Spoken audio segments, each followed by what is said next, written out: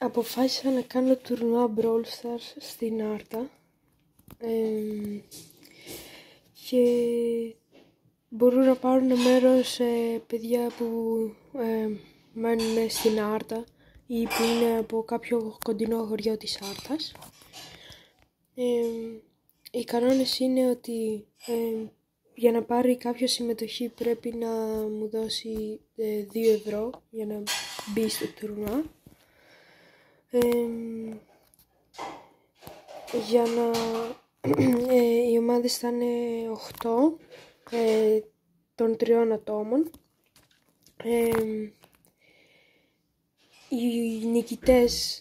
Η νικήτρια ομάδα θα παίρνει 21 ευρώ, δηλαδή 7 ευρώ το κάθε άτομο.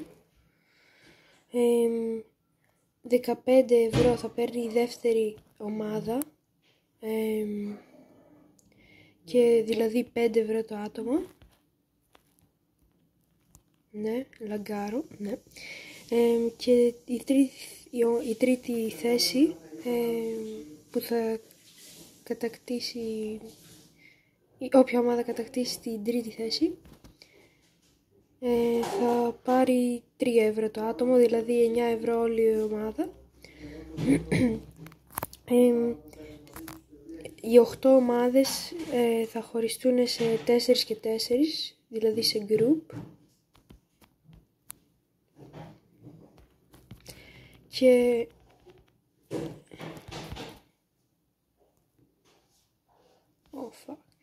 ναι, μισό γιατί παίζω κιόλας. Ναι, θα χωριστούν σε 2 group και θα παίξουν κάποια μάτς σε κάποιες πίστες που έχω επιλέξει εγώ και ένας φίλος μου. Τι άλλο? Ναι, η νίκη θα μετράει για 3 πόντους και η ήττα για 1. Όλες οι ομάδες θα παίξουν με όλες από το group τους, και όποια ομάδα, άμα κάποιες ομάδες έχουν βγει σε ισοβαθμία, θα παίξουν ένα μάτς, ένα μόνο, όχι rank όπως θα είναι το κανονικό, θα παίξουν ένα μάτς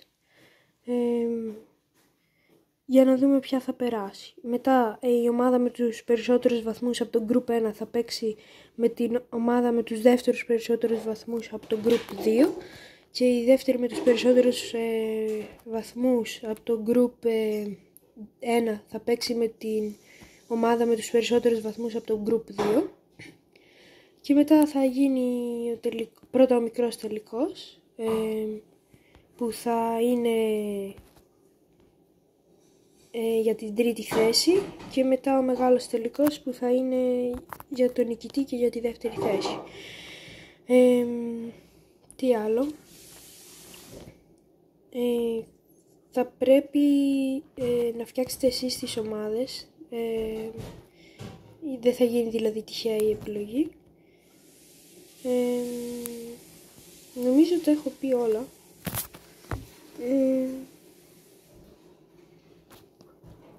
Αυτό.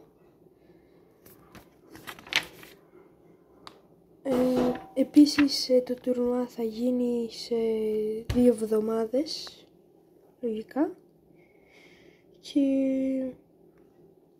Και τα group και οι ομάδες στα group θα μπουν τυχαία, δηλαδή δεν θα μπει με τη συμμετοχή, με τη σειρά της συμμετοχής, θα μπει με κλήρωση. Επίσης και το match που θα παίζουμε,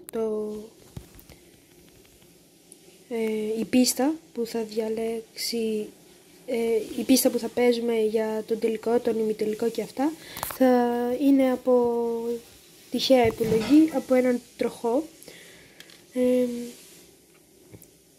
Ναι, αυτό. Όπως και τα group που θα φτιαχτούν θα είναι από αυτόν τον τροχό. Τι άλλο είχα να πω? Καλή τύχη σε όλους. Και